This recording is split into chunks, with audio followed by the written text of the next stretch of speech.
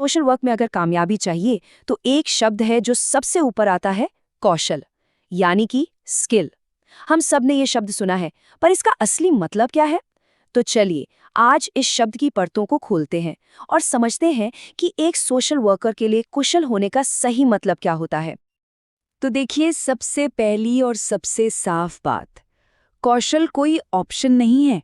ये कोई अच्छी अच्छी बातों वाली चीज नहीं है। सोशल ग्रुप वर्क के लिए ये बिल्कुल अनिवार्य है।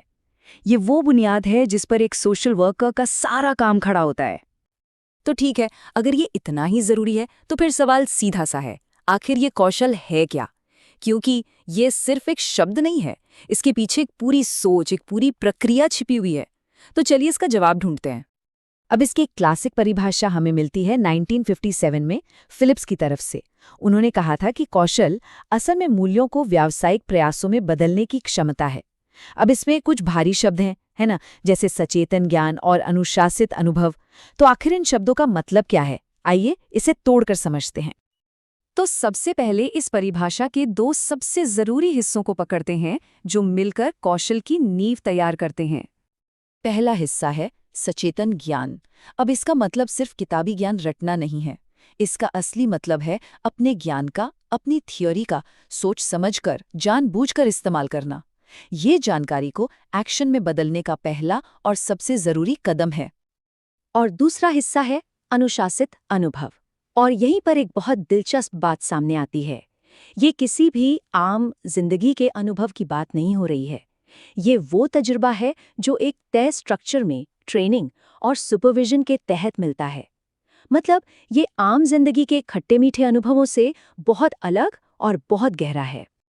ठीक है, तो हमें ये तो समझ आ गया कि कौशल बनता है सचेतन ज्ञान और अनुशासित अनुभव से। पर सवाल ये है कि एक कार्यकर्ता इसे हासिल कैसे करता है? मतलब ये आता कहाँ से है? देखिए, कौशल हासिल करना एक सफर की तरह है। इसकी शुरुआत होती है पेशे के दार्शनिक मूल्यों को समझने से, फिर प्रोफेशनल मकसदों को सीखा जाता है, थ्योरी को असल काम से जोड़ा जाता है और आखिर में सुपरविजन में काम करते करते ये लगातार बेहतर होता जाता है। और ये कोई मंजिल नहीं, ये एक लगातार चलने वाला सफर है। और हाँ, ये सफर अकेले तय नहीं होता। कौशल को सींचने के लिए कई चीजें जरूरी हैं। पेशे के मूल्य, एक अनुशासित ट्रेनिंग, टीचर्स का मार्गदर्शन और सबसे जरूरी जमीन पर किया गया असल काम। ये सब मिलकर एक कार्यकर्ता के लिए एक पूरा इकोसिस्टम बनाते हैं जहां ये कौशल पनपता है। तो अब जब हम ये समझ गए हैं कि कौशल क्या है और ये आता कहाँ से है, तो चलिए अब इसके सबसे जरूरी काम को देखते हैं कि ये विचारों और एक्शन के बीच एक पुल, एक ब्रिज कैसे बनता है। तो कौशल असल में करता क्या है? ये एक पुल की तरह काम करता है। सोचिए, एक तरफ है हमारे अमूर्त विचार, जैसे कि हमारे पेशे के मूल्य और उद्देश्य, और दूसरी तरफ है ठोस नतीजे, यानी हमारे प्रयास और हमारे लक्ष्य। कौशल ही वो इंजन है जो इन विचारों को हकीकत में बदलता है। तो सबसे जरूरी बात ये है, और अगर इस पूरे विश्लेषण से सिर्फ एक चीज याद रखनी हो तो वो ये है, कौशल सिर्फ कोई तकनीक या कोई तरीका नहीं है। ये पेशेवर मूल्यों को एक असरदार, सार्थक एक्शन में बदलने की काबिलियत है। ये सोच को काम में बदलने की कला है। तो आखिर में एक सवाल, अगर कौशल का काम मूल्यों को हकीकत में बदलना है, तो फिर एक समाज कार्यकर्ता का सबसे जरूरी, सबसे बुनियादी मूल्य क्या होना चाहिए? वो एक कौन सी चीज है जिस पर उसका सारा काम, उसका हर एक्शन टिका होना चाहिए? इस पर जरूर सोचिएगा। जरा सोचिए, चाहे ऑफिस की टीम हो, कॉलेज का कोई प्रोजेक्ट हो या फिर दोस्तों का कोई ग्रुप, हम सब किसी ना किसी ग्रुप का हिस्सा तो होते ही हैं। पर कभी ये ध्यान दिया है कि कुछ ग्रुप्स तो कमाल कर जाते हैं और कुछ बस खींचतान में ही रह जाते हैं? ऐसा होता क्यों है आखिर? तो सवाल ये उठता है कि एक कामयाब टीम का सीक्रेट क्या होता है? क्या बस कुछ अच्छे आइडियाज होना ही काफी है, या पर्दे के पीछे कोई और ही खेल चल रहा होता है? चलिए आज इसी राज से पर्दा उठाते हैं। और इसका जवाब है एक समूह कार्यकर्ता। अब देखिए, ये कोई ऑफिशियल पोस्ट या डेजिग्नेशन नहीं है, बल्कि ये वो इंसान है जो टीम की नब्ज को समझता है। मतलब वो एक ऐसी कड़ी है जो सबको जोड़कर रखती है और ग्रुप को सही रास्ते पर आगे ले जाती है। तो चलिए इस चीज को थोड़ा और गहराई से समझते हैं। देखिए, एक ग्रुप वर्कर का जो असली असर होता है ना, वो उसकी दोहरी भूमिका यानी ड्यूअल रोल से आता है। मतलब वो एक ही वक्त में दो अलग अलग तरह से ग्रुप को संभालता है। तो ये दो चेहरे कौन से हैं? अच्छा, एक तरफ तो वो ग्रुप के एक मेंबर की तरह काम करते हैं, मतलब अंदर से ही टीम में सहयोग और एक दूसरे को समझने का माहौल बनाते हैं। और दूसरी तरफ जब भी जरूरत पड़ती है तो वो एक लीडर का रोल भी निभाते हैं, जो ग्रुप को उसके टारगेट की तरफ गाइड करता है। लेकिन सवाल तो ये है कि ये दोनों रोल एक साथ निभाए कैसे जाते हैं। इसका जवाब एक ही चीज में छिपा है, इफेक्टिव कम्युनिकेशन यानी असरदार बातचीत। मतलब चाहे वो एक मेंबर की तरह बात कर रहे हों या एक लीडर की तरह, उनका पूरा फोकस साफ और असरदार बातचीत पर होता है, ताकि पूरी टीम कह सकते हैं एक ही धुन में काम कर सके। तो ठीक है, ये समूह कार्यकर्ता असल में करता क्या है? इसके काम को हम 3 मेन कैटेगरीज में बांट सकते हैं, और यही 3 पिलर्स हैं जो किसी भी ग्रुप को मजबूत और कामयाब बनाते हैं।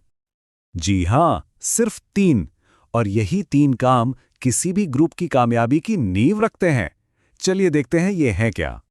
तो ये रहे वो 3 काम। सबसे पहला है कार्यमूलक यानी टास्क ओरिएंटेड। इसका काम है ग्रुप को उसके मकसद तक पहुंचाने पर फोकस रखना। दूसरा है व्यक्तिगत या इंडिविजुअल ओरिएंटेड, जो टीम के हर मेंबर की जरूरतों का ख्याल रखता है। और तीसरा संरक्षण मूलक, मतलब मेंटेनेंस ओरिएंटेड। इसका काम है ग्रुप के अंदर आपसी सहयोग और तालमेल बनाए रखना।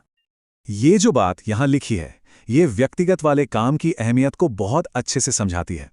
सोचिए, जब टीम में हर किसी को ये महसूस होता है कि उसकी ज़रूरतों का भी ध्यान रखा जा रहा है, तो अपने आप एक बहुत मजबूत और हेल्दी कनेक्शन बनता है। और असल में यही तो असली टीम वर्क की जड़ है। तो कुल मिला के बात यह है कि एक ग्रुप वर्कर का असली मकसद सिर्फ काम निपटाना नहीं होता। उनका असली लक्ष्य तो एक ऐसा बैलेंस, एक ऐसा तालमेल बनाना है जहां काम भी हो, लोगों का भी ध्यान रखा जाए और पूरी टीम एक साथ आगे बढ़े। तो अगर फटाफट से सब कुछ समेटें, तो ग्रुप वर्कर का फ्रेमवर्क कुछ ऐसा है। वो एक मेंबर और एक लीडर का डुअल रोल निभाते हैं। इन दोनों रोल्स को जोड़ने के लिए अच्छी बातचीत का इस्तेमाल करते हैं और 3 मेन काम करते हैं: टास्क पर फोकस, लोगों पर फोकस और टीम के मेंटेनेंस पर फोकस। और यहीं पर आकर हम एक आखिरी सवाल पर रुकते हैं। जरा अपने आसपास के ग्रुप्स के बारे में सोचिए। किसी भी टीम में काम को पूरा करने, हर एक इंसान का ख्याल रखने और पूरी टीम को जोड़े रखने, इन तीनों के बीच एक सही बैलेंस कैसे बनाया जा सकता है? ये एक चैलेंज तो है, पर सच तो ये है कि इसी सवाल का जवाब ही एक बेहतरीन ग्रुप बनाता है। कभी सोचा है क्यों कोई टीम एकदम हिट हो जाती है और कोई पूरी तरह से फ्लॉप? क्या ये बस किस्मत का खेल है? जी नहीं, बिल्कुल नहीं। एक सफल ग्रुप बनाना कोई जादू नहीं, बल्कि कुछ स्किल्स का सेट है जिन्हें सीखा जा सकता है। आज हम उन्हीं तकनीकों को समझेंगे जो एक साधारण से ग्रुप को एक जबरदस्त टीम बनाती हैं। ये कहानी हम सब ने कभी न कभी तो झेली है ना? एक ग्रुप प्रोजेक्ट जो सिरदर्द बन जाता है और एक वो जिसमें सब कुछ मक्खन की तरह चलता है। तो आखिर ऐसा होता क्यों है? इसका जवाब छिपा है कुछ खास स्किल्स में, और आज हम इन्हीं राज की परतों को खोलने वाले हैं। तो आज का हमारा सफर कैसा रहेगा? हम शुरू करेंगे ये समझने से कि ग्रुप वर्क की कला आखिर है क्या। फिर बात करेंगे कनेक्शन बनाने की, जो कि पहला और सबसे जरूरी कदम है। उसके बाद देखेंगे कि प्रोसेस को गाइड कैसे करें, मुश्किलों से कैसे निपटें, और आखिर में हम पहुंचेंगे मूल्यांकन और लीडरशिप के लेवल तक। तो चलिए शुरू करते हैं। ठीक है, तो सबसे पहले बात करते हैं पहले हिस्से की। हम बार बार स्किल या कौशल शब्द इस्तेमाल करेंगे, लेकिन इसका असली मतलब है क्या, खासकर जब हम ग्रुप्स की बात कर रहे हों। इसी से शुरुआत करते हैं। 1955 में ट्रैकर ने इसकी एक बहुत ही कमाल की परिभाषा दी थी। स्किल का मतलब सिर्फ ये नहीं कि आपको कुछ पता है, इसका असली मतलब है कि आप उस जानकारी का सही सिचुएशन में सही तरीके से इस्तेमाल कर पाते हैं या नहीं। मतलब जानने और कर दिखाने में जो फर्क है ना, बस वो ही है स्किल, और यही फर्क तय करता है कि कोई ग्रुप कामयाब होगा या नहीं। अब आते हैं दूसरे हिस्से पर। देखिए, कोई भी बढ़िया टीम बनाने से पहले उसकी नींव मजबूत करनी पड़ती है, और वो नींव क्या है? वो है लोगों के बीच का कनेक्शन। अगर ये कनेक्शन ही कमजोर है तो समझिए कि पूरी इमारत कभी भी ढह सकती है। और ये कनेक्शन बनाने की स्किल्स हैं क्या? आप देखिए, ये कितनी बेसिक और ज़रूरी बातें हैं। ग्रुप का भरोसा जीतना, एक दूसरे की इज्जत करना, ये समझना कि किसकी क्या ताकत है और क्या कमजोरी। जब ऐसा दोस्ती और भरोसे वाला माहौल बनता है ना, और जब सबको जिम्मेदारी दी जाती है, तब वो सिर्फ लोगों का झुंड नहीं रहता, वो एक असली टीम बन जाती है। ठीक है, तो मान लीजिए कि टीम में बढ़िया कनेक्शन बन गया है। अब क्या? अब आता है असली काम, प्रोसेस को गाइड करना। यहीं पर एक अच्छे फैसिलिटेटर, मतलब एक सूत्रधार की असली कला दिखती है। उसका काम है ग्रुप को भटकने न देना और काम को सही दिशा में आगे बढ़ाते रहना। सूचना एक शक्ति है। कितना छोटा सा वाक्य है, लेकिन कितना गहरा। मतलब साफ है, अगर ग्रुप को आगे बढ़ाना है तो जानकारी को इकट्ठा करना और उसे सही से इस्तेमाल करना सबसे जरूरी है। ये लाइन आगे आने वाली स्किल्स के लिए एक परफेक्ट स्टेज सेट करती है। तो ये इन्फॉर्मेशन प्रोसेस काम कैसे करता है? इसके 3 सिंपल स्टेप्स हैं। स्टेप 1, सही सवाल पूछो और जानकारी निकालो। स्टेप 2, जो जानकारी मिली है उसे एनालाइज करो, देखो कि क्या पैटर्न है, क्या कुछ मिसिंग है। और स्टेप 3, सब कुछ जोड़ कर देखो, जो कहा गया, जो नहीं कहा गया, बॉडी लैंग्वेज, सब कुछ। एक तरह से ये किसी जासूस के काम जैसा ही है। अब इस प्रोसेस को कामयाब बनाने के लिए एक फैसिलिटेटर के पास कुछ और भी कमाल के टूल्स होते हैं, जैसे कि लिसनिंग, सिर्फ शब्द नहीं बल्कि उनके पीछे की फीलिंग्स को भी सुनना, डिस्कशन को सिंपल रखना ताकि फोकस बना रहे, कभी कभी रोल प्लेइंग जैसी एक्टिविटीज का इस्तेमाल करना, और कभी कभी प्रॉब्लम को रीस्ट्रक्चर करना, मतलब उसे एक नए एंगल से देखना ताकि नए सॉल्यूशंस मिल सकें। अब देखिए, जहाँ लोग होंगे वहाँ थोड़ी बहुत मुश्किलें तो आएंगी ही। ग्रुप वर्क कोई फूलों की सेज तो है नहीं। तो जब चीज़ें मुश्किल होने लगें, जब चुनौतियाँ सामने आएं, तब क्या? चलिए अब उन स्किल्स की बात करते हैं जो इन मुश्किलों को भी मौके में बदल सकती हैं। एक बात गांठ बांध लीजिए, हर लड़ाई बुरी नहीं होती। एक होता है पॉजिटिव कॉन्फ्लिक्ट, जो मुद्दों पर होता है, आइडियाज़ पर होता है। इससे चीज़ें और साफ होती हैं, टीम और मजबूत बनती है। और दूसरा होता है नेगेटिव कॉन्फ्लिक्ट, जो पर्सनल हो जाता है, ईगो पर आ जाता है। ये टीम को बर्बाद कर देता है। एक अच्छे लीडर का काम है इन दोनों के बीच के फर्क को समझना, पॉजिटिव को बढ़ावा देना और नेगेटिव को जड़ से खत्म करना। तो इन मुश्किलों से पार पाने की स्ट्रैटेजी क्या है? कुछ बहुत ही ज़रूरी स्किल्स हैं। पहला, अगर कोई ऐसा बर्ताव कर रहा है जो ग्रुप को नुकसान पहुंचा रहा है, तो उससे सीधे लेकिन बहुत सावधानी से बात करना। दूसरा, जब मतभेद हों तो बीच का रास्ता निकालना। तीसरा, अगर कोई आलोचना करे तो उसे दिल पर न लेना, बल्कि उसे सीखने का एक मौका मानना। और सबसे ज़रूरी, चाहे कुछ भी हो जाए, अपना आपा नहीं खोना, शांत रहना। तो अब हम अपने सफ़र के आखिरी और सबसे ऊंचे लेवल पर आ गए हैं। ये है मास्टरी का लेवल। यहाँ बात सिर्फ ग्रुप को चलाने की नहीं है, बल्कि उसे सही से आंकने और असली लीडरशिप दिखाने की है। वो पुरानी बहस है ना, लीडर्स पैदा होते हैं या बनाए जाते हैं। हमारा सोर्स इस बहस को यहीं ख़त्म कर देता है, और इसका जवाब बहुत ही पावरफुल है। लीडरशिप कोई पैदाइशी टैलेंट नहीं है, ये स्किल्स का एक सेट है जिसे कोई भी सीख सकता है, प्रैक्टिस कर सकता है। ये बात हम सबको एक उम्मीद देती है ना? और लीडरशिप की इन तमाम स्किल्स में एक है जो सबसे ऊपर है, सबसे ज़रूरी, और वो है कम्युनिकेशन। एक लीडर का सबसे बड़ा काम है ये पक्का करना कि टीम में बातचीत का फ्लो बना रहे, कि हर किसी को सुना जाए, कोई भी आवाज़, चाहे वो कितनी भी दबी हुई क्यों न हो, अनसुनी न रह जाए। तो एक अच्छा लीडर रोज़मर्रा के काम में क्या करता है? वो सबकी सहमति से फैसले लेता है। वो एक गेटकीपर की तरह काम करता है। ये देखता है कि कहीं 1-2 लोग ही पूरी बातचीत पर हावी तो नहीं हो रहे। वो ऐसे बर्ताव को रोकता है जो टीम को तोड़ता है, बातचीत के कुछ बेसिक नियम बनाता है, और हाँ, पुराने अनुभवों से सीखने में टीम की मदद करता है। तो इस पूरी बातचीत का निचोड़ क्या है? यही कि एक बढ़िया टीम बनाना कोई रॉकेट साइंस नहीं है, ये एक कला है जिसे सीखा जा सकता है। अब एक सवाल उठता है, इस पूरी टूलकिट में से वो कौन सा एक औजार है जिसे अगली ग्रुप मीटिंग में इस्तेमाल करना चाहिए? जरा सोचिए अपनी अगली टीम मीटिंग के बारे में, और सोचिए कि इनमें से कौन सी एक स्किल है जो सबसे बड़ा फर्क ला सकती है। टीम वर्क, ये शब्द तो हम सब ने सुना है और सब इसके बारे में बात भी करते हैं, पर सवाल ये है कि इसमें महारत कैसे हासिल की जाए। चलिए आज हम एक साथ मिलकर समूह में काम करने के इस कला को डेवलप करने के सफर को परत दर परत, स्टेप बाय स्टेप समझेंगे।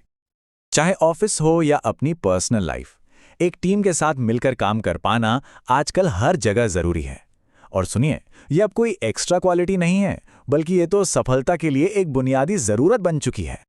तो फिर सबसे बड़ा सवाल ये उठता है कि ये इतना ज़रूरी स्किल आखिर डेवलप कैसे होता है? क्या इसका कोई तय फॉर्मूला है, कोई रोड मैप? आज हम इसी सवाल का जवाब ढूंढेंगे और एक प्रैक्टिकल रास्ते को समझने की कोशिश करेंगे। तो चलिए शुरू करते हैं। किसी भी स्किल को सीखने का सफ़र हमेशा खुद को समझने से ही शुरू होता है। मतलब हमारा पहला स्टेप है सेल्फ असेसमेंट, ये जानना कि हम अभी कहाँ खड़े हैं। और इस सफ़र की शुरुआत एक बहुत ही सिंपल सी बात से होती है कि कोई भी इंसान परफेक्ट नहीं हो सकता। बिल्कुल सच है ना? जब हम ये मान लेते हैं तभी तो खुद को इम्प्रूव करने का एक पॉजिटिव और रियलिस्टिक अप्रोच अपना पाते हैं। तो सवाल ये है कि ये सेल्फ असेसमेंट करें कैसे? प्रोसेस काफ़ी आसान है। देखिए 3 स्टेप्स हैं। स्टेप 1, किसी ऐसे इंसान को पहचानिए जिसे आप एक ज़बरदस्त टीम प्लेयर मानते हैं। स्टेप 2, अब उनकी खास क्वालिटीज़ की एक लिस्ट बनाइए। और आखिर में स्टेप 3, ईमानदारी से देखिए कि उस लिस्ट के हिसाब से कोई व्यक्ति कहाँ स्टैंड करता है। एक बात याद रखना बहुत ज़रूरी है, गोल यहां परफेक्शन नहीं है, रातों रात बदलने की ज़रूरत नहीं है। असली मकसद तो उन अच्छी क्वालिटीज़ को धीरे धीरे अपने काम करने के तरीके में, अपनी पर्सनैलिटी में शामिल करना है। ये एक लगातार चलने वाली प्रक्रिया है। ठीक है, तो सेल्फ असेसमेंट हो गया। अब आगे क्या? जब एक बार हमें पता चल जाता है कि हम कहाँ हैं, तो अगला लॉजिकल स्टेप है सही नॉलेज हासिल करना। यही तो वो फाउंडेशन है जिस पर स्किल की पूरी बिल्डिंग खड़ी होगी। तो फिर ये ज्ञान मिलेगा कहाँ से? इसके लिए कई रिसोर्सेज हैं। लाइब्रेरीज हैं, ऐसी वेबसाइट्स हैं जिन पर भरोसा किया जा सके, जर्नल्स हैं, रिपोर्ट्स हैं।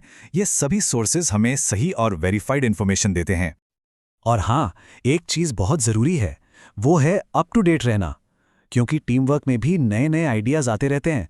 इनसे वाकिफ रहकर ही कोई एक इफेक्टिव टीम मेंबर बन सकता है। अब जो नॉलेज हमने ली उसे प्रैक्टिकल कैसे बनाएं? इसके लिए एक बहुत ही पावरफुल टूल है सेल्फ इवैल्यूएशन डायरी। मतलब एक ऐसी डायरी जिसमें रोज अपनी टीम के साथ किए गए काम का रिकॉर्ड रखा जाए। जब इसे रेगुलरली रिव्यू किया जाता है तो खुद ब खुद दिखने लगता है कि कहाँ इंप्रूवमेंट की जरूरत है। ये सेल्फ इंप्रूवमेंट का एक कह सकते हैं साइंटिफिक तरीका है। नॉलेज भी ले ली, डायरी भी बना ली। अब आता है सबसे जरूरी स्टेज, एक्सपीरियंस, क्योंकि यहीं पर सारी थ्योरी असली दुनिया की कसौटी पर परखी जाती है। यहाँ एक बहुत ही दिलचस्प कॉन्सेप्ट है। देखिए, नॉलेज 2 तरह की होती है। एक है थ्योरेटिकल नॉलेज जो पढ़ने लिखने से मिलती है, और दूसरी है जिसे यहाँ प्रैक्टिकल नॉलेज बैंक कहा गया है। ये वो ज्ञान है जो लोगों से इंटरैक्ट करके, उनके साथ काम करके मिलता है। और असली स्किल तभी बनता है जब ये दोनों मिल जाते हैं। तो सवाल है कि ये प्रैक्टिकल एक्सपीरियंस हासिल कहाँ से करें? इसके लिए वर्कशॉप्स, सेमिनार्स, कॉन्फ्रेंसेस और ट्रेनिंग प्रोग्राम्स में पार्टिसिपेट करना सबसे अच्छे तरीकों में से एक है। सोच के देखिए, जब इन जगहों पर दूसरे प्रोफेशनल्स और एक्सपर्ट्स से मुलाकात होती है, बात होती है, तो आइडियाज़ का कितना पावरफुल एक्सचेंज होता है। दूसरों के एक्सपीरियंस से सीखने का मौका मिलता है, और जब हम अपना एक्सपीरियंस शेयर करते हैं तो हमारा अपना नॉलेज बैंक और भी अमीर हो जाता है। शुरुआत करने के लिए 2 सिंपल रास्ते हैं। पहला, किसी मौजूदा टीम को काम करते हुए ऑब्जर्व किया जा सकता है, देखकर सीखा जा सकता है। या दूसरा, खुद किसी ग्रुप का एक्टिव मेंबर बन जाइए। दोनों ही तरीके एक्सपीरियंस लेने के लिए शानदार हैं। तो हमने नॉलेज ली, एक्सपीरियंस भी गेन किया। अब क्या? अब सफ़र है मास्टरी का। और याद रखिए, मास्टरी कोई डेस्टिनेशन नहीं है, ये तो एक लगातार चलने वाला प्रोसेस है, एक साइकिल है जो चलता रहता है। ये जो मास्टरी का सफ़र है ना, ये 2 कोर एक्शंस पर टिका हुआ है। तो ये 2 पिलर्स क्या हैं? पहला है दूसरों को उनके स्किल्स डेवलप करने में हेल्प करना। कहते हैं ना, सिखाने से इंसान खुद सबसे ज़्यादा सीखता है। और दूसरा पिलर है लगातार सेल्फ इंट्रोस्पेक्ट करना, मतलब टाइम टाइम पर अपने स्किल्स को री एग्जामिन करना, ये देखना कि और क्या बेहतर हो सकता है। तो इस पूरी बात का नतीजा क्या है?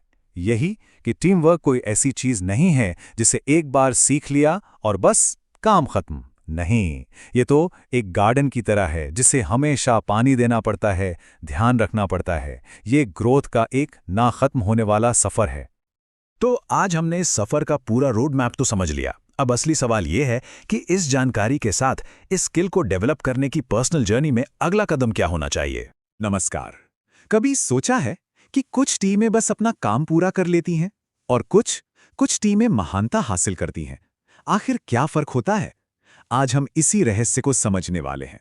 वो कौन से जरूरी स्किल्स हैं जो एक अच्छे टीम मेंबर को एक महान टीम मेंबर बनाते हैं? और महानता का असली मतलब है क्या? चलिए पता लगाते हैं। तो हाँ, यही वो सवाल है जो आज के हमारे इस पूरे विश्लेषण के केंद्र में है। एक ग्रेट टीम का मेंबर बनने के लिए आखिर चाहिए क्या? चलिए मिलकर इसका जवाब ढूंढते हैं। देखिए, किसी भी सफल टीम की जो बुनियाद है ना, वो उसके मेंबर्स के स्किल्स पर ही टिकी होती है। तो सबसे पहले यही समझना होगा कि वो कौन सी खासियतें हैं, कौन से गुण हैं जिनके बिना बड़े बड़े लक्ष्यों को एक साथ हासिल करना लगभग नामुमकिन है। ये एक बहुत ही सीधा सा समीकरण है। मतलब टीम के सदस्यों के स्किल्स ही टीम की सफलता तय करते हैं। सोचकर देखिए, इन स्किल्स के बिना एक टीम टैलेंटेड लोगों का ग्रुप तो हो सकती है, बिल्कुल हो सकती है, लेकिन एक ही दिशा में मिलकर काम करने वाली एक मजबूत ताकत नहीं बन सकती। तो फिर इस बुनियाद में आखिर है क्या? देखिए, स्रोत हमें तीन ऐसे स्तंभों के बारे में बताते हैं जिन पर हर असरदार टीम खड़ी होती है, और ये वो गुण हैं जो हर एक सदस्य के लिए जरूरी है। तो सवाल ये है कि आखिर ये तीन गुण हैं क्या? कौन सी हैं वो बातें जो एक साधारण सी टीम को एक असाधारण, एक एक्स्ट्राऑर्डिनरी टीम में बदल देती हैं? चलिए देखते हैं। पहला स्तंभ है आत्मविश्वास, यानी कि कॉन्फिडेंस। देखिए, जब एक टीम मेंबर को अपनी काबिलियत पर यकीन होता है ना, तो वो सिर्फ अपना काम बेहतर नहीं करता, बल्कि बिना डरे नए नए आइडियाज भी सामने रखता है। और वहीं अगर आत्मविश्वास की कमी हो तो ये पूरे ग्रुप की रफ्तार को धीमा कर सकती है। दूसरा स्तंभ है लोगों के लिए प्रेम, मतलब एक दूसरे के लिए सम्मान और फिक्र का भाव।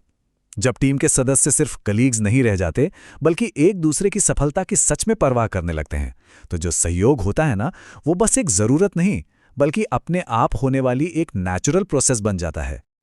और तीसरा और शायद सबसे मजबूत स्तंभ, वो है निष्ठा और विश्वास, लॉयल्टी और ट्रस्ट। सच कहूं तो यही वो गोंद है जो टीम को एक साथ जोड़े रखता है, क्योंकि जब भरोसा होता है ना, तभी तो मेंबर्स खुलकर अपनी बात रख पाते हैं और ये जानते हुए रिस्क ले सकते हैं कि पूरी टीम उनके साथ खड़ी है। पर क्या सिर्फ ये स्किल्स ही काफी हैं? क्या यही महानता की पूरी कहानी है? नहीं, अब हम एक कदम और आगे बढ़ते हैं और महानता की एक ऐसी परिभाषा को देखते हैं जो इन स्किल से कहीं कहीं ज्यादा गहरी है। यहाँ पर एक ऐसा आइडिया है जो महानता के बारे में हमारी पूरी सोच को बदल सकता है। ये बताता है कि असली महानता कुछ हासिल करने में नहीं, बल्कि किसी और ही चीज में है। ये एक तरह से नजरिए का पूरा बदलाव है। और वो परिभाषा ये है, महान लोग वो होते हैं जो दूसरों को यह महसूस करा सकें कि वे भी महान बन सकते हैं। कितनी कितनी पावरफुल बात है ये। इसका सीधा सा मतलब है कि सच्ची महानता खुद चमकने में नहीं है, बल्कि दूसरों के लिए रोशनी जलाने में है। तो अगर इस सारी जानकारी को हम एक साथ जोड़कर देखें तो नतीजा क्या निकलता है? ये हमें स्किल से ग्रेटनेस तक का एक साफ साफ रास्ता दिखाता है। एक ऐसा रास्ता जिस पर कोई भी चल सकता है। और ये रास्ता 3 स्टेप्स में पूरा होता है। पहला कदम, सफलता के लिए जरूरी स्किल्स को पहचानना, यानी कि सेल्फ अवेयरनेस।